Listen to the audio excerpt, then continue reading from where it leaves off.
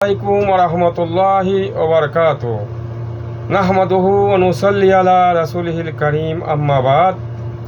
যাবতীয় প্রশংসা, যাবতীয় তারিফ বিশ্বজাহানের প্রতিপালক মহান আল্লাহ সুবহানাহু ওয়া তাআলার জন্য, যার প্রদর্শিত, যার দয়ায়, আল্লাহ রাব্বুল আলামিনের করুণায় সুস্থ শরীরে আল্লাহর পৃথিবীতে বেঁচে আছি।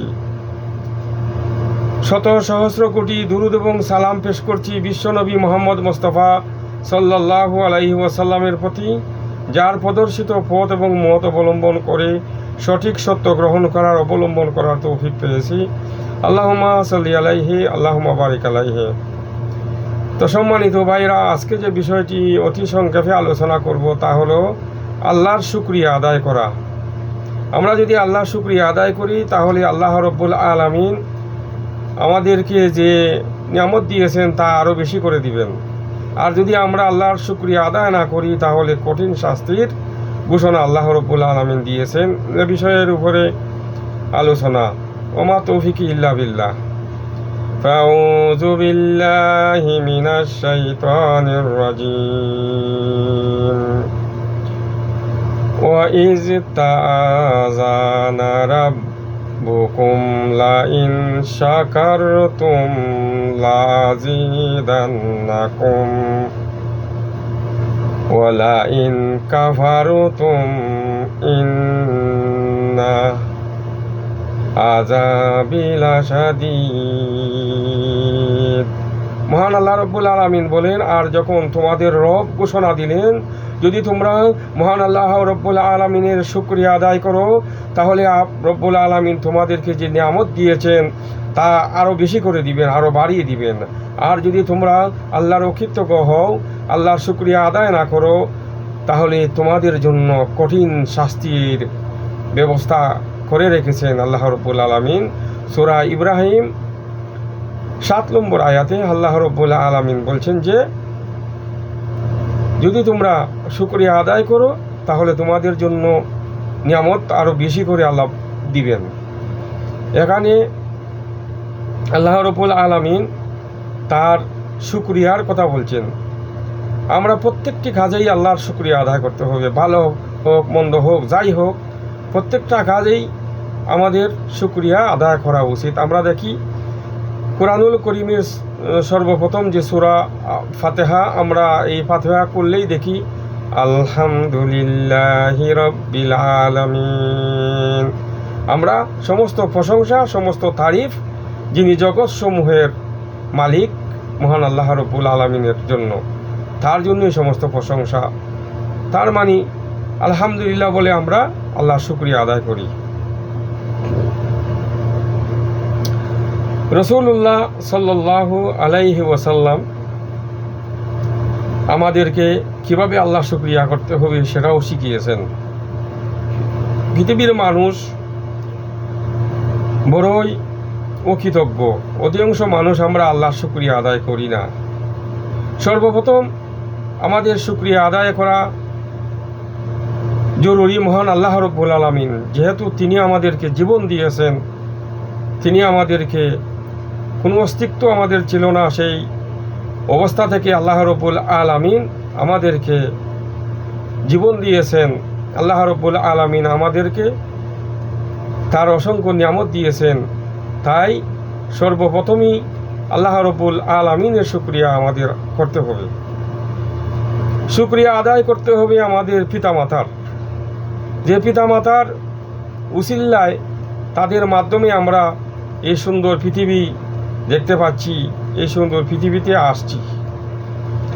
আল্লাহ শুকরিয়ার পরেই আমরা মাতা পিতার শুকরিয়া আদায় করব, কারণ এই মাতা পিতার মাধ্যমেই আমরা পৃথিবীতে আসছি। তাদের যে অক্লান্ত পরিশ্রম, তাদের যে আমার প্রতি, আপনার প্রতি তাদের যে ভালোবাসা, সেই ভালোবাসা দিয়ে তারা আমাদেরকে পৃথিবীতে লালন পালন করেছেন। সেই জন্য মহান আল্লাহ রাব্বুল আলামিনেরও শুকরিয়ার সাথে সাথে আমরা মাতা পিতার শুকরিয়া আদায় করব। কিন্তু দুঃখের বিষয় হচ্ছে অনেক সময় দেখা যায় মাতা পিতার শুকরিয়া আমরা আদায় করি না। মাতা পিতার যে হক সেটা মানুষ কমই দেয়। মহান আল্লাহ রব্বুল আলামিন মাতা পিতার ব্যাপারে যেখানেই আল্লাহ মায়ের কথা বলছেন সেখানেই আল্লাহ রব্বুল আলামিন পিতার কথা বলেছেন। কোরআন হাদিস দেখলে এটাই বোঝা যায় মাতা পিতার গুরুত্ব।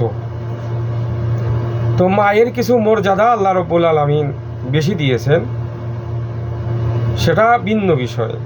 কিন্তু আল্লাহ রব্বুল আলামিন যেখানেই বলছেন মাতা পিতার কথা, ওয়ালিদাইনি ইহসানা, তোমাদের পিতা মাতার উপরে ইহসান করবে, তাদের প্রতি তোমরা রহম করবে, তাদের জন্য তোমরা দোয়া করবে, তাদের যা প্রয়োজন তোমরা তা দিবে, আর তাদের শুকরিয়া আদায় করবে।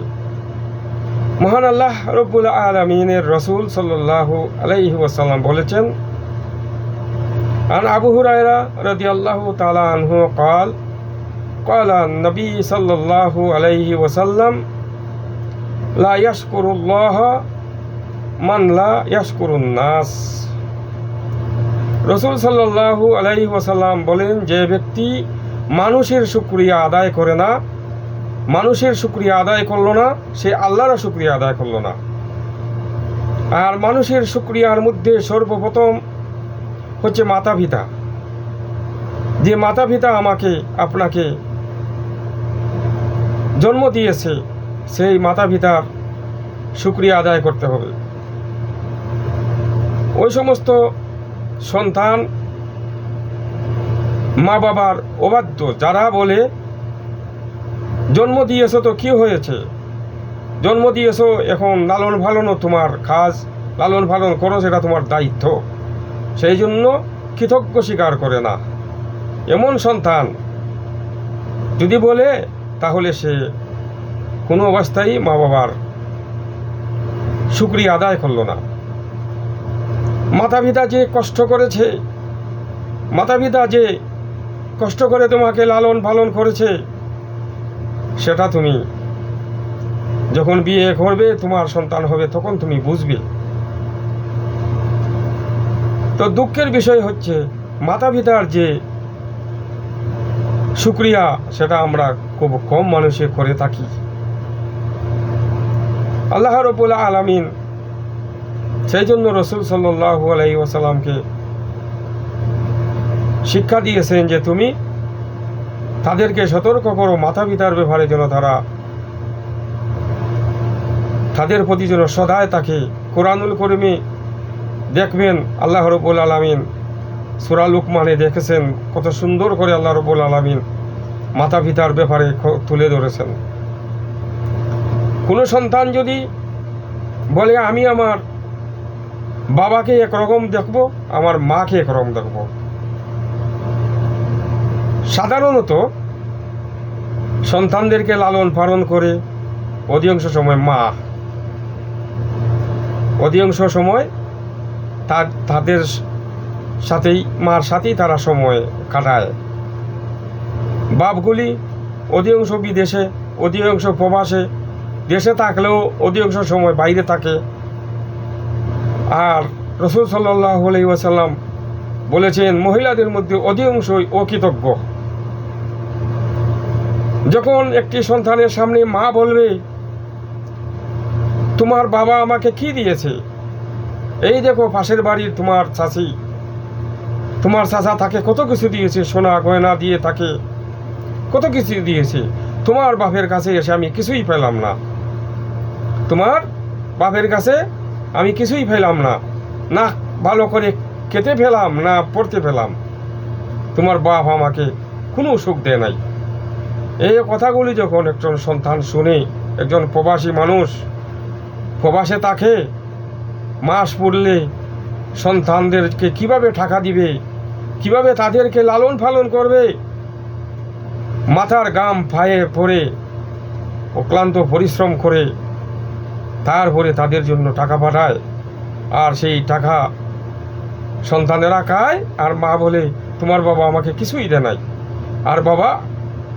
আর সন্তানগুলি বাবার প্রতি তারা আস্তে আস্তে করে তাদের এভাবে মায়ের কথা শুনতে শুনতে এক সময় তারা বাপের বিরোধী হয়ে যায়। দুঃখের বিষয়, এখানে আপনারা অনেকেই চিনবেন, আমি নাম বলছি না। ভাইটা বহুদিন ধরে এই প্রবাসে আছে।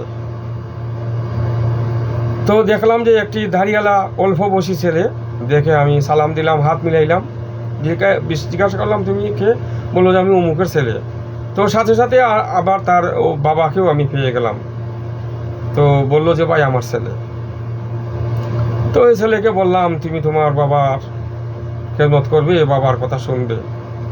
তো ছেলেটা দেখলাম যেন কেমন সেমন কথা বলে, বাপের ব্যবহারে তেমন একটা আগ্রহ নাই কথা বলার, চলে গেল। তারপরে আমি জিজ্ঞাসা করলাম ভাই আপনার ছেলেটা তো মাশাল্লাহ দাড়ি রাখছে, মাশাল্লাহ, অনেক খুশি হলাম। তার বাপ দুঃখের সাথে বলল ভাই এই ছেলে আমার সাথে কথা বলে না, অথচ আমি তাকে সৌদি আরবে এনেছি, সে আমার সাথে কথা বলে না।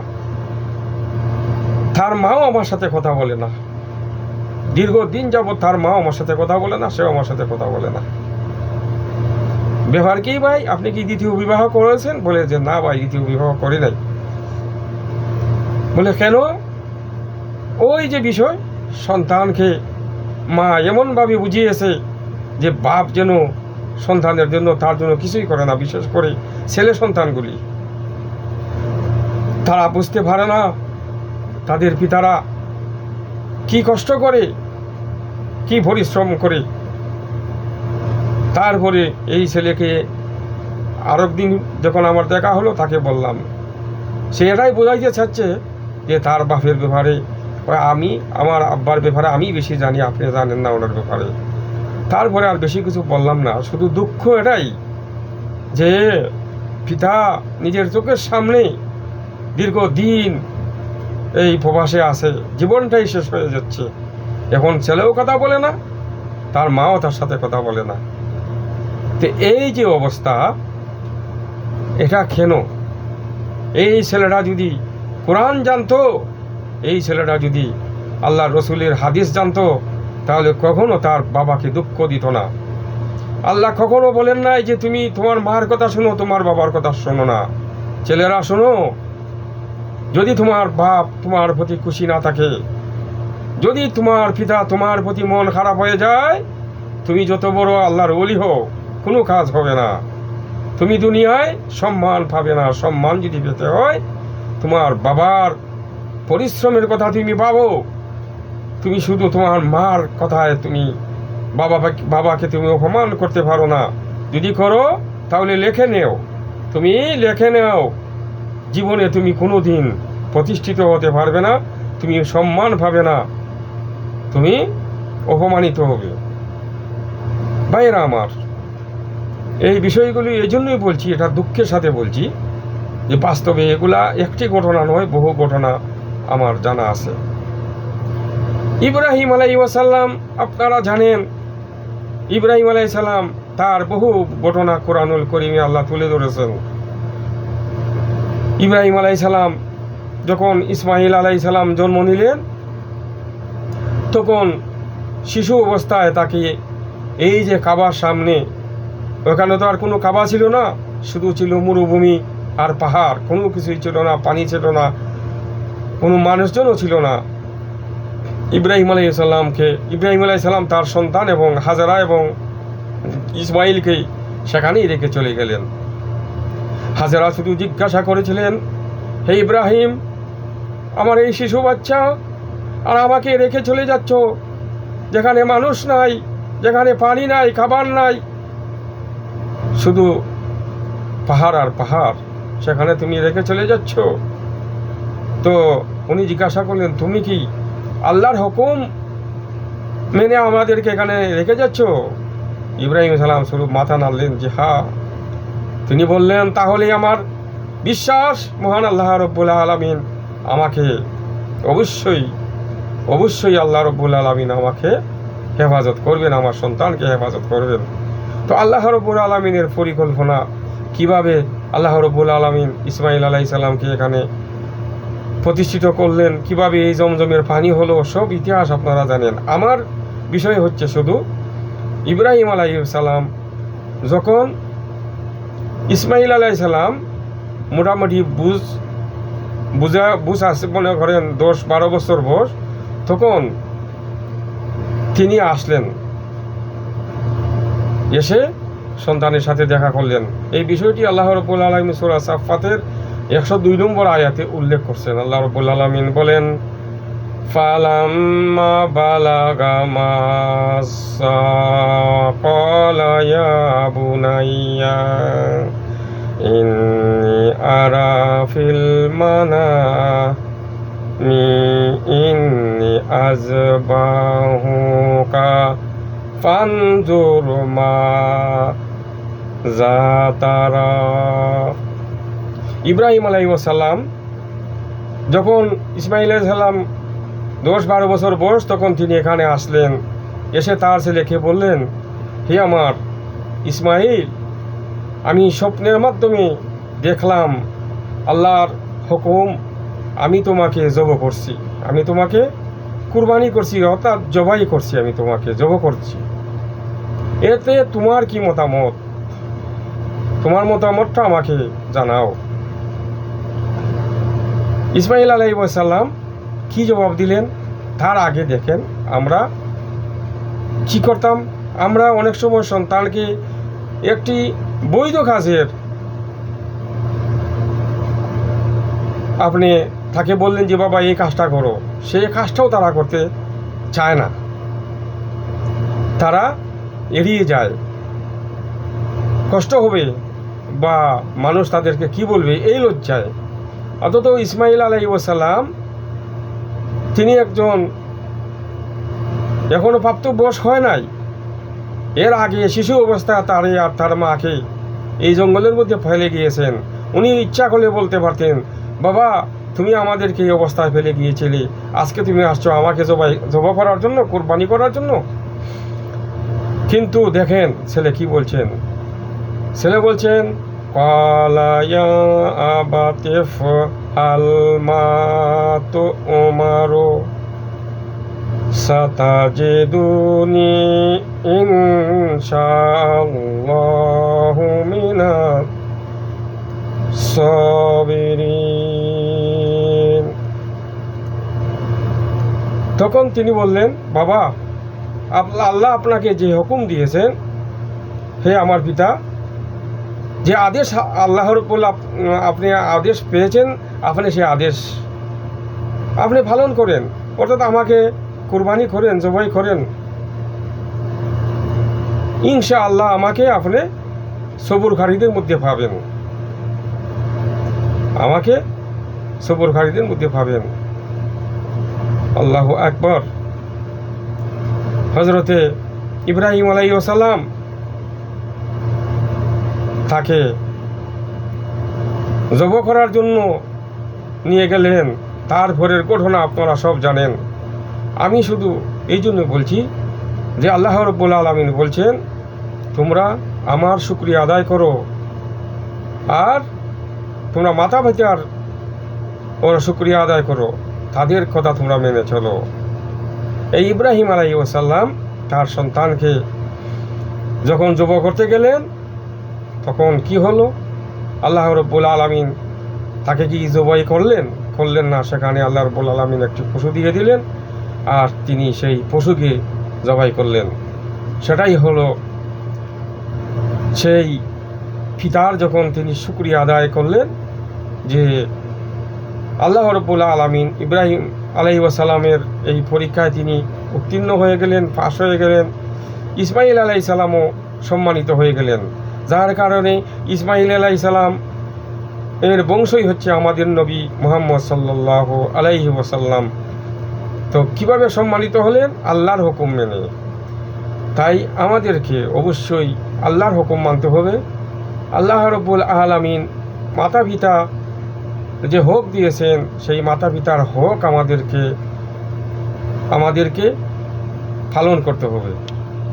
মহান আল্লাহ রাব্বুল আলামিন সূরা বাকারার 152 নম্বর আয়াতে আল্লাহ রাব্বুল আলামিন বলেন, ফাযকুরুনি আযকুরুকুম ওয়াশকুরুলি ওয়ালা তাকফুরুন। মহান আল্লাহ রাব্বুল আলামিন বলেন, অতএব তোমরা আমাকে স্মরণ করো, আমি তোমাদেরকে স্মরণ করব, আর তোমরা আমার শুকর আদায় করো, আমি তোমাদেরকে স্মরণ রাখবো। আর যদি তোমরা আমাকে স্মরণ না করো, কুফরি করো, আমার সাথে কুফরি করো না, আমার শুকরিয়া আদায় করো, আমার সাথে কুফরি করো না, অকৃতজ্ঞ হইও না। এখানেও মহান আল্লাহ রব্বুল আলামিন তার শুকরিয়া আদায় করলে আল্লাহকে স্মরণ করলে আল্লাহ আমাকে স্মরণ করবেন। কেমন কথা! মহান আল্লাহ রব্বুল আলামিন আমাকে স্মরণ করবেন, তার মানে হচ্ছে মহান আল্লাহ রব্বুল আলামিন যখন আমরা কোনো বিপদ মুসিবতে পড়ব, তখন মহান আল্লাহ রব্বুল আলামিন আমাদেরকে সেই বিপদ থেকে রক্ষা করবেন, সেই বিপদে তিনি আমাদেরকে সাহায্য করবেন। সেটা হচ্ছে আল্লাহর সাহায্য, সেটা হচ্ছে আমাদের আল্লাহকে সাহায্য করা। তা আল্লাহ স্মরণ করা মানে আমার নিজের জন্য। আল্লাহর কোনো লাভ লোকসান আছে? আল্লাহর কোনো লাভ লোকসান নাই। মহান আল্লাহ রব্বুল আলামিন কোরআনুল করিমে এভাবে আমাদেরকে বিভিন্ন আয়াত দ্বারা এটাই বলে দিচ্ছেন যে তোমরা শুকরিয়া আদায় করো, যত বেশি শুকরিয়া করবে তোমাদেরকে তত বেশি নিয়ামত দেওয়া হবে। তো ভাইয়েরা আমার, আসুন আমরা মহান আল্লাহ রব্বুল আলামিনের শুকরিয়া আদায় করি। মহান আল্লাহ রব্বুল আলামিন তদ্রূপ সূরা নিসার 147 নম্বর আয়াতে বলেন, যদি তোমরা কৃতজ্ঞ প্রকাশ করো এবং ঈমান আনো, তাহলে তোমাদেরকে আযাব দিয়ে আল্লাহ কি করবেন? অর্থাৎ আল্লাহর কৃতজ্ঞতা স্বীকার করলে, ঈমান আনলে আল্লাহ রব্বুল আলামিন মানুষদেরকে শাস্তি দিবেন না। আল্লাহ চান না যে আমাদেরকে আল্লাহ শাস্তি দিতে। তো আযাব আল্লাহ রব্বুল আলামিন দেন কোন সময়? যারা আল্লাহর অকৃতজ্ঞ হয়ে যায়, আমরা যখন পাপে লিপ্ত হয়ে যাই, তখন আল্লাহ রব্বুল আলামিন আযাব দেন। আল্লাহ বলেন, তোমাদেরকে আসলে আমি আযাব দেওয়ার জন্য না, বরঞ্চ তোমাদেরকে আমি পুরস্কার দেওয়ার জন্য, পুরস্কৃত করার জন্যই আমি তোমাদেরকে তোমাদেরকে বিভিন্ন আয়াত দ্বারা, আমার নবীর দ্বারা তোমাদেরকে সতর্ক করছি। তাই আমরা অবশ্যই মহান আল্লাহ রব্বুল আলামিনের কৃতজ্ঞ স্বীকার করব। আল্লাহ রব্বুল আলামিন আমাদেরকে যে উদ্দেশ্যে পাঠিয়েছেন আল্লাহর একমাত্র ইবাদত করার জন্য, সেই ইবাদত করব। তাই আল্লাহ রব্বুল আলামিনের এটাই আল্লাহর কৃতজ্ঞ স্বীকার করা। তাই আল্লাহ রব্বুল আলামিন এরকম বিভিন্ন আয়াত দ্বারা আমাদেরকে নসিহত করছেন। মহান আল্লাহ রব্বুল আলামিন সূরা নাহলের 112 নম্বর আয়াতে বলছেন, আল্লাহ একটি উপমা এখানে দিচ্ছেন পূর্ববর্তী জাতির।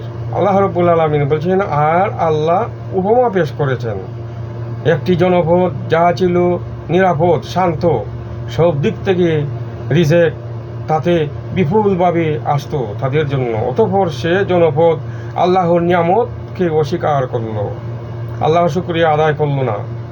তখন তারা যা করত তার কারণে আল্লাহ রব্বুল আলামিন তাদেরকে ক্ষুধা ও ভয়ে ক্ষুধা আর ভয়ের পোশাক পরালেন। অর্থাৎ তাদেরকে আল্লাহ রব্বুল আলামিন বিভিন্ন সমস্যার মধ্যে ফেলে দিলেন। কেন? তারা কৃতজ্ঞ স্বীকার করতো না, তারা আল্লাহর শুকরিয়া আদায় করতো না, যার কারণে আল্লাহ রব্বুল আলামিন তাদেরকে এই অকৃতজ্ঞ হওয়ার কারণে বিভিন্নভাবে তাদেরকে আল্লাহ শাস্তি দিলেন। তাদের রিজেক কমে গেল, ক্ষুধা, তারপরে তাদের নিরাপত্তা নাই। যেরকম আজকে আমাদের দেশে কোনো নিরাপত্তা নাই। আমাদের দেশে নিরাপত্তা আছে? নিরাপত্তা নাই। খেয়ে কোন সময় কাকে মেরে ফেলে 3 বছরের শিশু কন্যার দর্শন হয়, বিচার নাই। যদি বিচার হতো তাহলে দেখেন এরকমের ঘটনা ঘটতো না। কিন্তু আমাদের নেতারা আরও বলে, ওই মধ্যযুগের, আমরা এই মধ্যযুগে ফিরে যেতে পারি না। তার মানে কোরআন করিম জিনার যে শাস্তি দিয়েছে, বিভিন্ন বিষয়ে যে কোনো বিষয়ের যে শাস্তি আল্লাহ দিয়েছেন, সেটাকে বলছে যে এটা মধ্যযুগের। দেখেন আরব দেশগুলিতে তারা কোরআনের আইন মানার কারণে এ সমস্ত ঘটনা আমরা তো এদেশে আছি, এরকম ঘটনা কি আমরা দেখছি কোনো ঘটতে? যদি হয় এরকম ঘটনার সাথে সাথে তার বিচার, তার একজন জিনাকুর, এর আগেও বলেছি, একজন জিনাকুর পুরুষ নারী বিবাহিত হলে তাদেরকে এই পৃথিবীতে আর বেঁচে থাকার অধিকার নাই। আল্লাহ রাব্বুল আলামিন বলেছেন তারা আর এই পৃথিবীতে বাঁচতে পারবে না, তওবা করলেও তাদেরকে মৃত্যুদণ্ড দিতে হবে। পুরুষ নারী জিনাকারিনী আর জিনাকুর উভয়কে মাটির মধ্যে কোমর পর্যন্ত গেড়ে তারপরে পাথর মেরে হত্যা করতে হবে। অথচ 3 বছরের 5 বছরের শিশু, নিষ্পাপ বাচ্চাদের শিশুদেরকে দর্শন করে বিচার নাই। এক এক জিনাকুর জেলের মধ্যে পড়ে আছে, দীর্ঘদিন যাবত এক এক জিনাকুর বিচার হচ্ছে না, ওইখানে জেলে আছে, কোনোটা জামিন হয়ে যায়। আমরা আর এগুলা দেখতে চাই না। জিনার শাস্তি হবে মৃত্যুদণ্ড, জিনার শাস্তি আর এই পৃথিবীতে সে আর বেঁচে থাকতে পারবে না। খেয়ে কি বললো সেটা আমাদের দেখার বিষয় না। আমরা 95% মুসলমান যেই দেশে আমরা দাবি করি, এই দেশে কোরআনের আইন চলবে না। কি চলবে?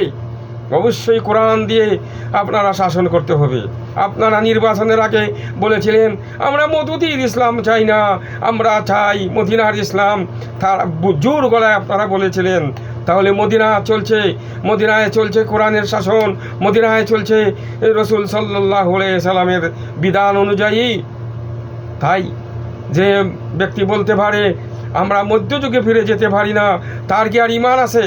ঈমান ভঙ্গের 10টি কারণের মধ্যে এই একটি কারণ হচ্ছে যে ব্যক্তি আল্লাহর কোনো বিধানকে নিয়ে, আল্লাহ রসুলের কোনো এক বিধানকে নিয়ে যদি কেউ তার তুচ্ছ তাচ্ছিল্য করে, সাথে সাথে তার ঈমান নষ্ট হয়ে যায়। তাই এদের ঈমান আছে বলে আমরা মনে করি না। এরপরে যদি ঈমান আনতে হয় তওবা করে আবারও ইসলামে ফিরে আসেন।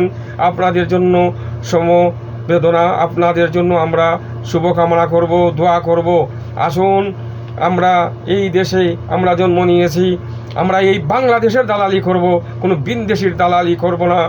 জীবন কদিনের, এই জীবন আমার আর কদিন থাকবো পৃথিবীতে, ভয় করে কোনো লাভ নাই। সহজ কথা বলে যান, সবাই দেশের স্বার্থে কাজ করুন, দেশে বসে বিদেশির দালালি করবেন না। দালালির সময় এই দেশে আর নাই। আসুন সবাই আমরা আল্লাহর শুকরিয়া আদায় করি। আমরা যদি আল্লাহর শুকরিয়া আদায় করি তাহলে আল্লাহ রাব্বুল আলামিন আমাদেরকে নিয়ামত আরও দিবেন। তার শুকরিয়া আদায় করলে আল্লাহ রাব্বুল আলামিন আমাদেরকে পরকালে জান্নাত দিবেন, কবরের আযাব থেকে আল্লাহ রাব্বুল আলামিন আমাদেরকে মুক্ত করবেন এবং দুনিয়ার সমস্ত দুঃখ দুর্দশা দূর করে দিবেন। সেই আল্লাহ রাব্বুল আলামিন আপনাকে সবাইকে যেন তৌফিক দান করেন। এতক্ষণ যা কিছু বললাম যদি ভুল ত্রুটি হয়ে থাকে মহান আল্লাহ রাব্বুল আলামিনের কাছে ক্ষমা চাচ্ছি। সুবহানাকা আল্লাহুম্মা বিহামদিকা আশহাদু আল্লা ইলাহা ইল্লা আনতা আস্তাগফিরুকা ওয়া আতুবু ইলাইক। আসসালামু আলাইকুম ওয়া রাহমাতুল্লাহ।